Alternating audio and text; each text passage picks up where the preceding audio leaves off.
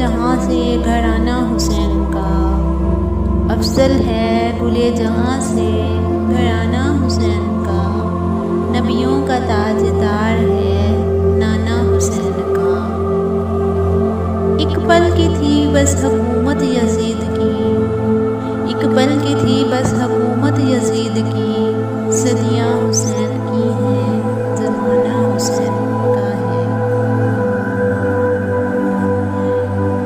یزید پلید جب تخت نشین ہوا تو حضرت امام حسین رضی اللہ تعالیٰ عنہ کو ولید بن عقبہ نے بلا کر کہا کہ تم یزید کے لیے بیعت کر لو۔ تو حضرت امام حسین رضی اللہ تعالیٰ عنہ نے دو ٹوک کہا کہ یہ کیسے ہو سکتا ہے کہ میں اس ظالم شخص کے ہاتھ پر بیعت کر لوں۔ آپ جب یہ کہہ کر پلٹے تو مروان بن حکم انہوں نے مشورہ دیا کہ یہ موقع ہے، ان کو جانے مت دو، اگر یہ چلے گئے تو قابو پانا مشکل ہو جائے گا، لہٰذا ان کو ابھی قتل کر دیا جائے۔ یہ آواز حضرت امام حسین رضی اللہ تعالیٰ عنہ کے کانوں میں پڑی۔ روایت میں آتا ہے کہ آپ نے انہی قدموں پر پیچھے پلٹ کر نیام سے تلوار باہر نکالی اور ہوا میں لہرانی شروع کر دی اور کہا، ولید بن عقبہ، تو ہمیں جانتا نہیں کہ ہم کون ہیں؟ میں حسین ہوں، علی کا بیٹا، اور علی ابو طالب کا بیٹا ہے۔ ہمارے گھر میں قرآن اترتا رہا ہے، فرشتے ہمارے گھر میں آتے رہے ہیں، اور یزید فاسق ہے، فاجر ہے، مسلمانوں کا قاتل ہے اور شراب پیتا ہے، اس لیے حسین ڈنکے کی چوٹ پر یزید کی بیعت سے انکار کرتا ہے۔ حضرت امام حسین رضی اللہ تعالیٰ عنہ نے انکار بیعت کی وجہ بیان کر دی۔ جب آپ میدان کربلا کی طرف بڑھ رہے تھے تو حاتم طائی کا پوتا درماح بن ابی کہہ رہا ہے کہ حضور آپ میرے پہاڑوں میں آ جائیں، میں 5000 کا لشکر آپ کی پشت پر رکھ دوں گا اور آپ جدھر بڑھیں گے وہ جان نثاری کرتے ہوئے آپ کے پیچھے ہوں گے اور یزید کی حکومت کے ٹکڑے ٹکڑے کر کے رکھ دیں گے۔ حضرت امام حسین رضی اللہ تعالیٰ عنہ نے درماح بن ابی حاتم کی پیشکش کو ٹھکرا دیا اور کہا کہ میں تو کسی اور کام کے لیے جا رہا ہوں، مقصد یزید کے چہرے کے نقاب کو ہٹانا تھا اور لوگوں کے سامنے بتانا تھا کہ یہ وہ شخص ہے جس کے بارے میں میرے محبوب اور میرے نانا نے خبر دی ہے کہ بنو میاں کا ایک شخص، ایک ظالم شخص میری سنت کو بدلے گا، اور وہ سنت کو بدلنے والا شخص یہی ہے، یہی یزید ہے۔ پھر حضرت امام حسین رضی اللہ تعالیٰ عنہ نے مدینہ رسول چھوڑا اور مکہ المکرمہ گئے۔ 2 ذی الحج اور ایک روایت کے مطابق ہے کہ 7 یا 8 ذی الحج کو شہر مکہ بھی چھوڑ دیا۔ آپ مکہ المکرمہ سے کوفہ کی سمت روانہ ہوئے۔ کوفہ سے 2 منزل دوری پر یزیدی 1000 لشکر کے ساتھ مزاحم ہوا اور آپ کو روک کر میدان کربلا لے گیا۔ آپ نے کہا کہ میں یزید کی بیعت کسی صورت نہیں کروں گا۔ حضرت امام حسین کربلا کے تپتے میدان میں 2 محرم الحرام کو پہنچے اور 9 محرم الحرام تک مختلف انداز سے مفاہمت کی بات کرتے رہے کہ میں بیعت نہیں کروں گا، لیکن پشت و خون سے بھی بچنا چاہتا ہوں، لیکن ان کا مطالبہ بیعت ہی تھا۔ آخر وقت گزرتا گیا اور 9 محرم کو یہ بات طے ہو گئی کہ لڑنے کے لیے تیار ہو جاؤ، کیونکہ اگر تم نے بیعت نہیں کرنی تو تم لڑائی کرو گے۔ آپ نے مقام بیضاء پر خطبہ دیتے ہوئے فرمایا کہ لوگوں، میں جانتا ہوں کہ میرے ساتھ کیا ہونے والا ہے، لیکن اس کے باوجود میں میدان میں اس لیے جا رہا ہوں تاکہ میری زندگی تمہارے لیے ایک نمونہ بن جائے۔ آپ نے 9 کی شب کو چراغ بجھا دیا اور کہا کہ یہ میرے دشمن ہیں، تم اگر جانا چاہو تو جا سکتے ہو، میرے بعد تمہیں کوئی نہیں پوچھے گا۔ لیکن جان ساروں نے کہا کہ یہ بھلا کیسے ہو سکتا ہے؟ پھر عاشورہ کی وہ رات جو درد و اندوہ سے بھری ہوئی تھی، وہ ساری رات عبادت میں گزار دی۔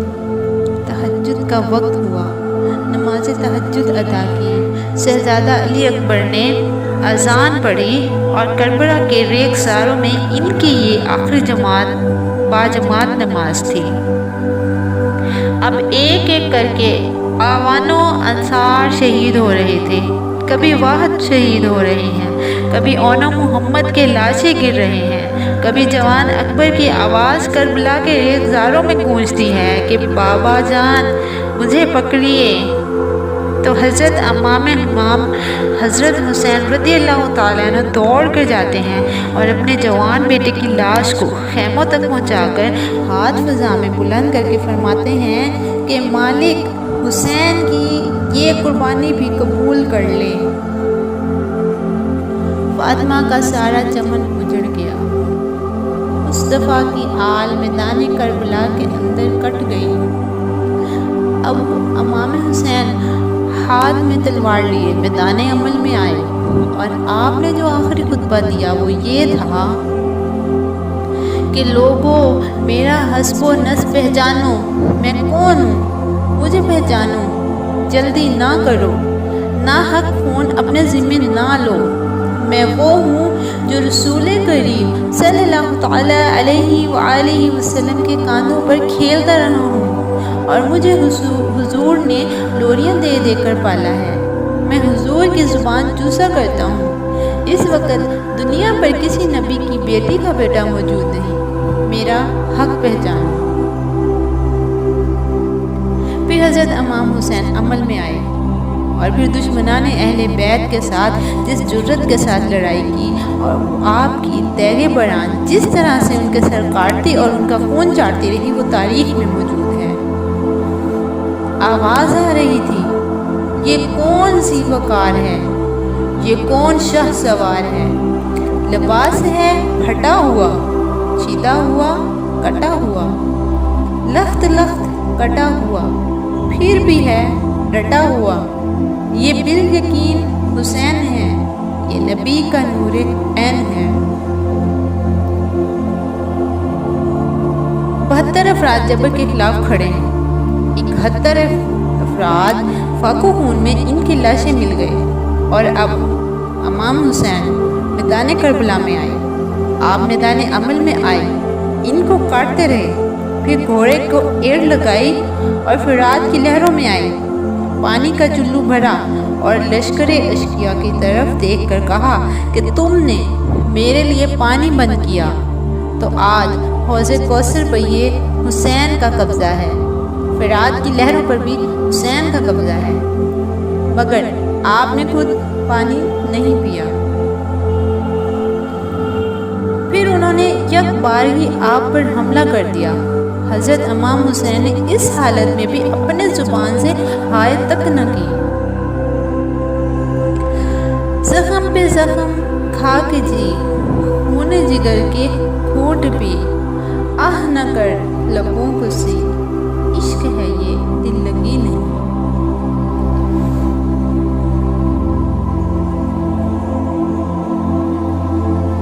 جب آپ کے اوپر پہم تیر برسنے لگے، روایات کے مطابق 33 زخم تلواروں کے آپ کے بدن پر تھے اور 34 گھاؤ نیزوں کے آپ کے جسم پر تھے۔